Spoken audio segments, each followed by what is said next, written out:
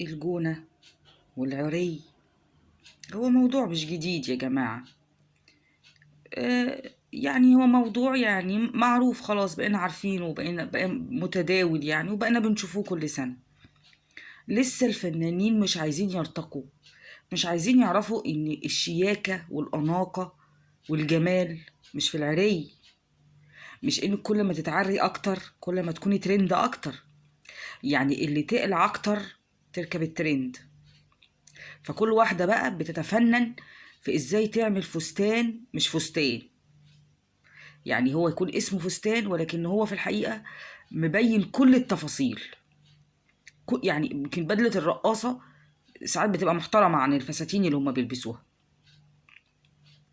وإن كان يعني إن كلهم واحد يعني زمان ما كانتش الفنانين كده يا جماعة. يعني احنا زمان ما كناش بنشوف الفنانين بيتعروا جامد قوي كده.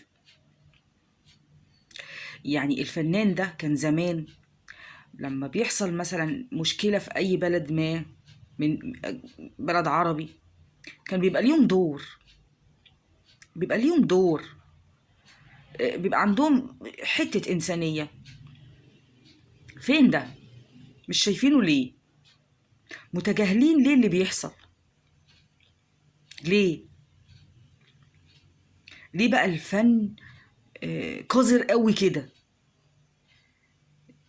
ملوش علاقة بحاجة، هو بس عايز ياخد فلوس ويتعرى وتتعرى وتاخد فلوس وتسمع كلام اللي تجري ورا اللي بيديها فلوس اكتر. ايه ده؟ ايه المناظر اللي بنشوفها دي؟ ما كانش فيه كده. ولا وتطلع منهم الواحده تقول لك انا اعرف ربنا، وانا وتسال واحده منهم بكل بجاحه تقول لك انا ما بخافش ربنا. بعمل حاجه غلط عشان اخاف من ربنا؟ هخاف من ربنا ليه وانا بعمل ايه غلط؟ وهي الغلط شخصيا. يعني هي تقول لي الغلط اقعد كده على جنب وانا هقوم هحل محلك، وتقول لك انا ما بعملش حاجه غلط. والتانية المذيعة المفروض ان هي مذيعة، انا مش عارفه هي بتتعالى ليه رخرة زي الممثلين. ليه يعني عايزه عروض تجيلها تمثل فيها؟